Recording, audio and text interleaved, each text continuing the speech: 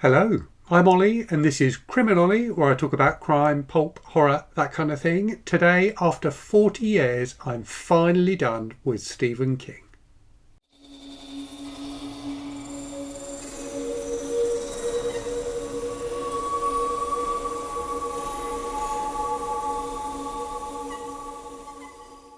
I first read Stephen King in the mid 1980s. I think it was 1985 or 1986. I was either 12 or 13 when I walked into my local library and picked up a copy of Christine. My dad actually looked through it when I got it home to make sure he was comfortable, it was okay for me to read it. And fortunately for me, he said yes. And that book started a lifelong love of Stephen King's work. So I had read some horror before I read Christine, and I was certainly reading like grown-up books, for want of a better description, so thrillers and things like that. But the only horror I'd read really was H.P. Lovecraft. So I'd read quite a few Lovecraft short stories at that point, but hadn't read any horror novels or any modern horror. And Christine was really a revelation for me in the way in particular, and I think this is something that comes back time and time again with Stephen King's writing, that he gave you a very everyday setting, a very believable setting, a believable set of characters, and then injected into that the horror. So a very different style of horror from Lovecraft, where everything seems weird often right from the start. In King's books, you get this wonderful sense of the everyday and then something horrific and fantastic introduced into that. It's similar in a way to a lot of the films of Steven Spielberg, where he does something similar. He has a very commonplace, everyday kind of setting, and then introduces into that something unusual. So Christine started my love affair with Stephen King's work, and I have now finished reading all of his books. It's taken me 40 years to catch up with his output, such is the speed of it. And clearly when I started in, let's say it was 1985, he'd been publishing for, I think, 11 years at that point. I think Carrie came out in 1974. And he's always been a prolific writer, publishing, one or two books at least every single year. I think there might be one year that he missed and didn't release a book, but generally speaking, his output has been considerable and consistent throughout that period. So the final book I have read by him, which completes up until now at least all of his novels and all of his short story collections, is Duma Key. This is one I'd had for quite a while and had tried to read a couple of times and hadn't managed to get into, but I have now finished it. So I can now say that I have completed King's fiction work, and that feels both like a bit of an achievement, I guess, just because there is so much of it, and so many of the books like Duma Key are so long, but also it feels bittersweet. It feels bittersweet because there are, as things stand at the moment, no new Stephen King novels for me to read. No new Stephen King novels no Stephen King novels at all that I haven't already read. Now, he has, funnily enough, this week announced the publication of his next book, which is called, I think, And Other Worlds Than These, which is the third book in the Talisman series of books that he started writing with another author, Peter Straub, back in the 80s. So that book will come out towards the end of this year, I think, and I will definitely be getting a copy and reading it. But it does feel slightly sad to have got to this point, especially, it must be said, as King is, he's not a young man anymore. And I think it was suggested somewhere the other day, and I'm not sure if this came from him or it was just something I read somewhere, that aside from that new Talisman book, he's probably going to write one more Holly Gibney book and then stop writing after that. And clearly he's definitely earned the right to do whatever he wants to do. He's published so many books and so many great books over the years. He's definitely earned his place in modern popular fiction, modern popular culture. In fact, one of the things that's amazing about King, and has always amazed me about King's work, is how many of his books have been adapted into movies. Now, clearly with mixed success, we could say, but when you compare him to someone like Dean Koontz, and I think in fact Dean Koontz has sold more copies of books than Stephen King has, There are very few movies of Dean Koontz books. There's just something about King's books which makes people think they will, make good films. Now, clearly there have been some fantastic films made of King's books. There've also been some pretty awful films made of King's books. So it's not always the case that his books are successful. His books are successfully turned into movies. But I think often they are. And it's always struck me that the books of his that are best adapted or have ended up with the best movie adaptations tend to be the shorter ones where the filmmakers can stick fairly closely to the book and they don't have to cut bits out or expand bits to make it fill the screen time. So if you think of things like Stand By Me or The Shawshank Redemption or Carrie, indeed, those are all based on shorter books, and the movies stick pretty closely to the books.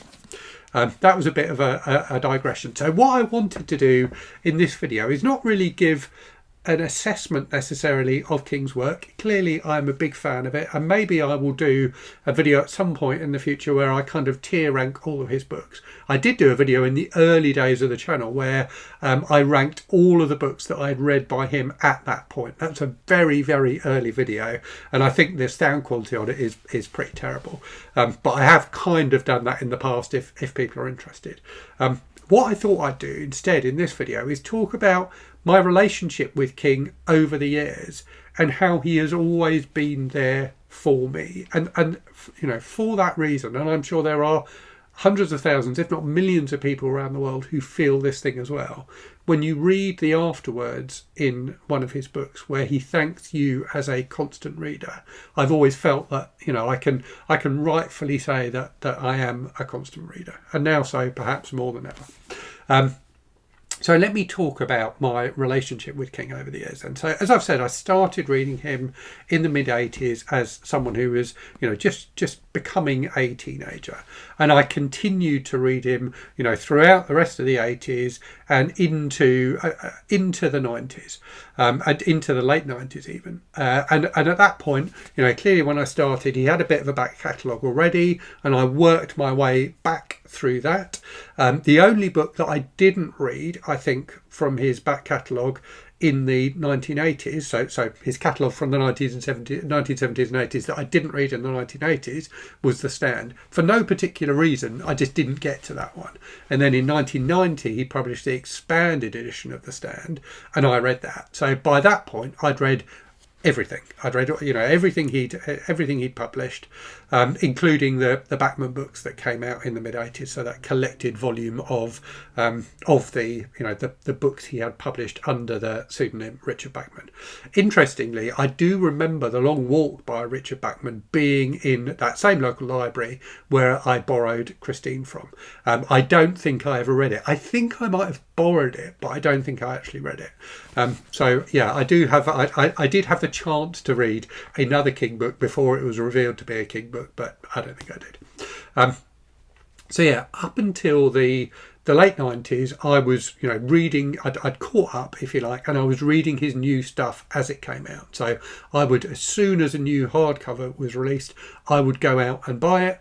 And, despite the fact that cost me quite a lot of money, and I didn't have a lot of money back then, he was the only author who I was buying a new book as soon as it came out and was willing to buy them in hardcover. I also read, as it was published, The Green Mile, so I think that was in 1996. So it was published, and I can't remember now if it was every 2 weeks or once a month, but the 6 volumes of it were published in a serial format, and I loved that. I still remember, I can picture the newsagents, it wasn't a bookshop, the newsagents in the town that I lived in, that I got them from, and I remember very clearly, walking in there when I knew the new book was out and buying it. I really, really enjoyed that experience. So that continued, kind of through the 90s. And I think the last 2 books that I bought as they came out back then were the kind of double release of Desperation and The Regulator. So Desperation under the King name and The Regulators under the Bachman name. And I remember not really loving either of those books. And I think at that point, I kind of not fell out of love with his work exactly, because I still loved all of the older work. But I thought, maybe I shouldn't be buying the new books as they come out anymore. And I didn't stop reading him exactly. I was still reading books of his occasionally, but I certainly wasn't reading all of his new releases through, kind of the late 90s and into the 2000s. And it was, I think, towards the end of the 2000s that I started picking his stuff up again more regularly, and starting to fill in some of the blanks, some of the books that I hadn't read along the way. And then probably around 2017, 2018, that kind of time, when I think that was when The Outsider came out. That feels about right time-wise. I kind of really started getting into him again and started getting things by him pretty much when they came out. Not necessarily in hardcover, but certainly when they came out in paperback. And one of the things I decided to do after starting the channel was to read everything that I hadn't read already. And I have done some rereads along the way as well. So Cujo and Pet Sematary were two that I reread that I hadn't read since being a teenager. One of the other things I did do at one point and didn't finish properly was doing the full expanded read through that you can do of the Dark Tower series. So as you may well know, there are many Stephen King books that aren't Dark Tower books that have references to the Dark Tower series. Some of them very small, some of them much bigger. And there is this expanded read through you can do where you read all of those books in the right order. And I did start doing that, including rereading both It and The Stand, so his two longest books. But I never completed doing that. I kind of found it felt like a bit too much of a chore at some points. I did complete reading the Dark Tower series clearly, but I didn't finish reading all of the books that kind of fit in there in the order you're supposed to read them, albeit I have clearly read all of them. So that brings me to June McKee. So the final book by King, and I will do a review of this one. As I said in the weekly wrap-up video I posted the other day, it's partly a very successful book. I thought the stuff about someone being so it's about a guy who is very badly injured at work and has to give up his business. He loses an arm, and a lot of the book is about him recuperating.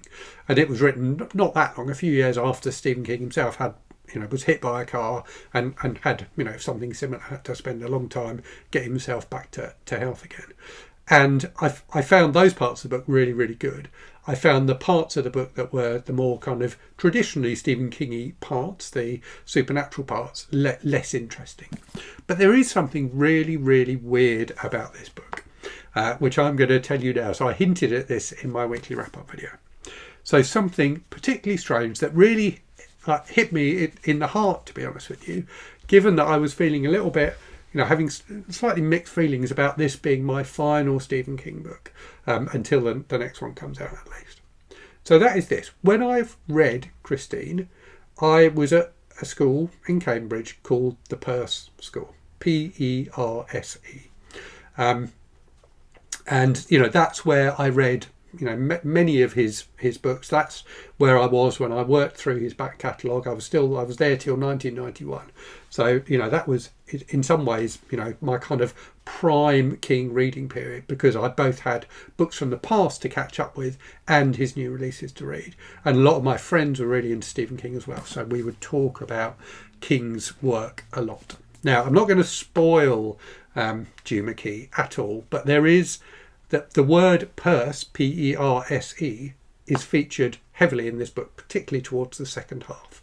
The main character discovers something that relates to that word. And Stephen King, in this book, writes that when the guy first hears this word or first sees this word Perse, he Googles it. And the only reference he can find to it on Google is a mention of a school in England, the school that I went to when I first started reading Stephen King. And that the fact that purely by chance this book that has a reference to where I was spending a lot of my time when I first started reading Stephen King, that this was my last one, just felt like some sort of very weird cosmic joke. There's some kind of weird connection there that really moved and charmed me. So, as I've said, King has always been there throughout my life, to varying degrees. At some points I've been reading him less, but I've always read him. And he's not my favourite writer. My favourite writer, as I said before, is Evan Hunter / Ed McBain, who King himself is a fan of. But Stephen King has been there throughout my life in a way that no other writer has. I've read him consistently throughout my life in a way that I haven't read any other writer, including including Ed McBain / Evan Hunter. And for that reason, he's enormously important to me. And I think his writing has shaped my thinking in some ways on a variety of different topics. He is broadly speaking, a liberal, a liberal writer, and someone who believes very much, I think, in individual freedom and, in a way that in some ways, speaks to libertarianism, I suppose, rather than liberalism. Is kind of against the power of the state, perhaps, but also believes that everybody should be treated with respect, and that people who don't treat other people with respect, and particularly people who are bullies, people who abuse their power, is there's a consistent theme in King's books, is that theme of bullying, both in small ways in terms of like high school bullying in Carrie or something like that, but also in in much bigger ways. Often the villains in King's books are people who you can imagine were schoolyard bullies, and I think that sense of a quest for justice, really, almost often in his books, in some of the small subplots and things like that, a quest for characters who have been wronged in some way to get things put right for them, has always really, really spoken to me. And I think he's a very, very human writer in many ways. I think there is a lot of emotion and a lot of humour as well in his books. It doesn't always work, but there is often a degree of humour in his books. And he's someone who writes often and very well about friendship as well. So his books have always had more meaning to me than just being enjoyable horror novels, which clearly they are as well. I haven't loved every one of his books by any means, but I do think there's a lot more to his work than there is to some other writers out there, and I think that's why he has been so consistently successful over the 50 years plus that he's been publishing, and certainly the 40 years plus or 40 years ish that I've been reading him. So those are my kind of slightly rambly thoughts on my relationship with Stephen King as a writer. I remember as a teenager and in my 20s always meaning to write to him and never getting round to it. So maybe this, although I doubt he will ever see it, maybe this is that letter. It's just me saying thank you to him for always being there, for always keeping me entertained, and for being a genuinely important part of my life over those 40 years. I remember Insomnia, his book, I read when I was in hospital for an extended period, going through a very difficult patch in my life. So he's been there for me through the good times and the bad, and I sincerely thank him for that.